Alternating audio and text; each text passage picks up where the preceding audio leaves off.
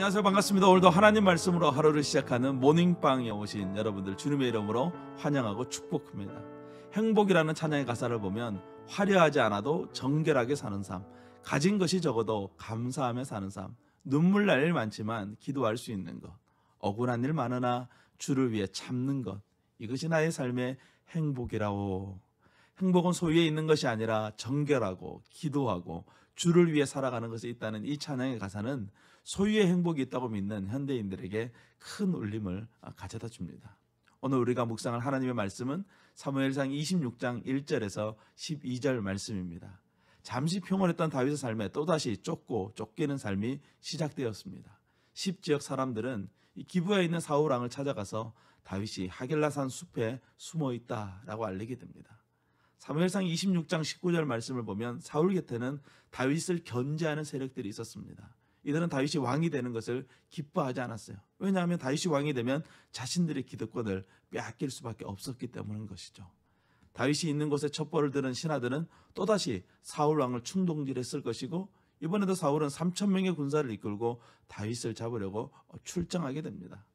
하지만 다윗도 조직을 이미 갖춘 상태였기 때문에 사울 왕이 내려온다는 소식이 금세 다윗에게 들려오게 되고, 다윗도 정탐꾼을 준비해서 대책을 마련합니다.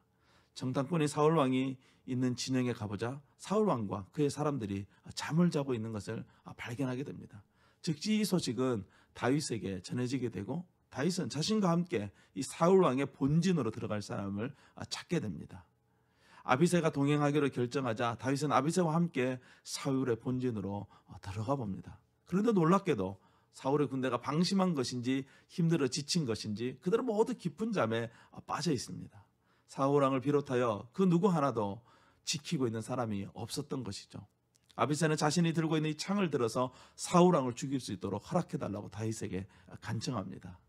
창은 사울 왕이 다윗과 요나단을 죽이기 위해서 또 자신들의 부하를 위협할 때 들었던 것입니다. 그런 사울이 아비새의 창에 찔려 죽는 것은 어쩌면 너무나도 당연하게 사울이 맞이해야 될 운명인 것처럼 보입니다. 하지만 다윗은 아비새를 멈추게 하죠. 사울은 하나님의 기름 부음 받은 자로서 그를 치는 것은 하나님께 죄를 짓는 것이다 라고 말하고, 단지 사울 왕의 창과 물병만을 가지고 가자고 제안합니다.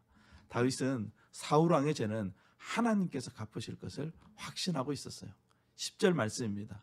다윗이 또 이르되 여호와께서 살아계심을 두고 맹세하노니 여호와께서 그를 치시리니 혹은 죽을 날이 이르거나 또는 전장에 나가서 망하리라. 이것은 다윗은 온유한 사람이라는 것을, 사울은 비참한 죽음을 맞이하게 될 것이라는 것을 예고하는 것입니다. 우리는 우리 눈앞에 놓여진 상황 앞에서 우리가 무엇을 선택해야 되는지 하나님의 뜻을 분별하고 지혜롭게 행동할 수 있는 것이 필요합니다. 내 마음대로, 내 뜻대로가 아니라 하나님의 뜻대로, 하나님이 기뻐하시는 것을 선택할 수 있는 삶이 우리의 삶이 되어야 되는 것이죠. 날마다 말씀을 묵상하고 기도하며 온유한 삶을 살아갈 때 우리는 이러한 하나님의 뜻에 합당한 삶을 살아갈 수 있게 될 것입니다.